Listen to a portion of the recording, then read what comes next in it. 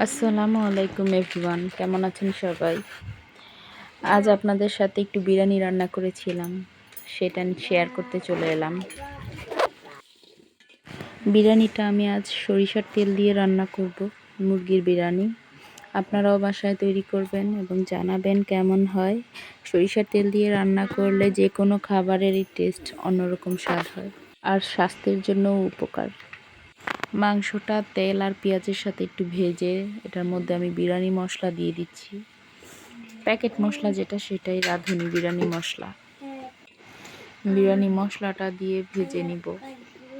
তারপরে আদা রসুন পেঁয়াজ পেস্ট দিয়ে দিচ্ছি। আদা রসুন পেঁয়াজ পেস্ট দিয়ে দিলাম। আমি সবসময় অবশ্য একসাথে আদা রসুন আর পেঁয়াজ পেস্ট করে রাখি। এখন একটু লবণ দিয়ে দিলাম পরিমাণ মতো।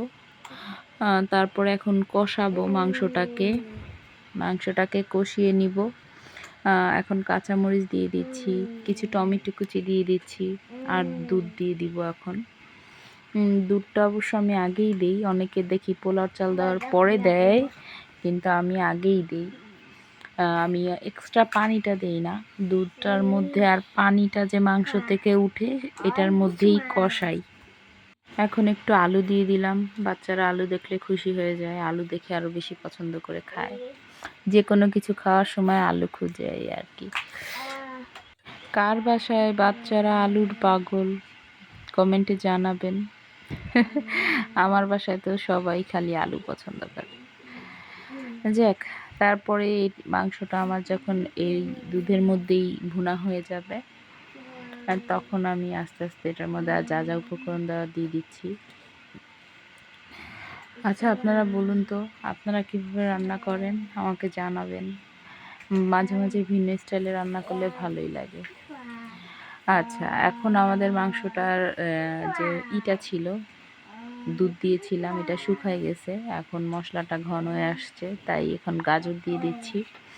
এখন এটাতে পোলাওর চাল দিয়ে দিব। পোলাওর চাল দিয়ে দিচ্ছি। চালটা আগে আমি ধুয়ে ঝেড়ে নিয়েছি, ছেঁকে নিয়েছিলাম, পানিটা ভালো মতো ঝরিয়ে নিয়েছি। এখন একটু কিশমিশ দিয়ে দিচ্ছি, আমার বাবু আবার পছন্দ করে কিশমিশটা, খুঁজে খুঁজে খায়।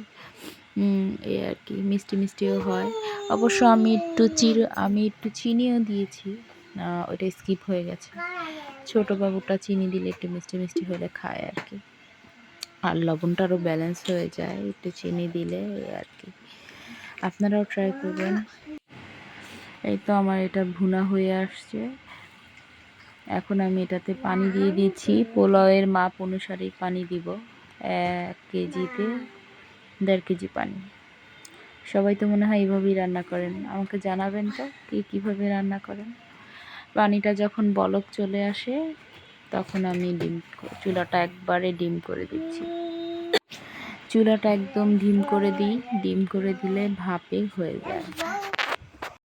অনেকে শুনেছি পোলাওটা নাকি যখন বলক আসে তখন চুলা বন্ধ করে নামায় রাখে, তাতেই নাকি হয়ে যায়।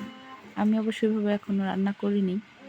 জানাবেন তো কে কীভাবে পোলাও রান্না করেন বা বিরিয়ানি রান্না করেন, কমেন্টস করে জানাবেন আমাকে, আমিও ট্রাই করব। এই তো পানিটা শুকিয়ে আসছে। এখন আমাকে একটু জানাবেন সবাই কেমন হয়েছে আমার রান্নাটা।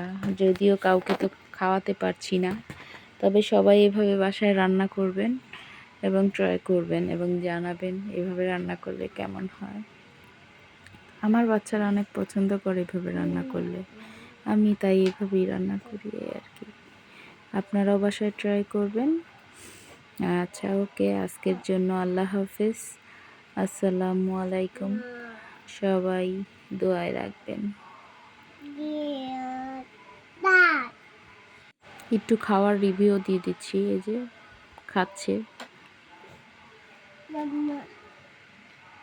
আলহামদুলিল্লাহ।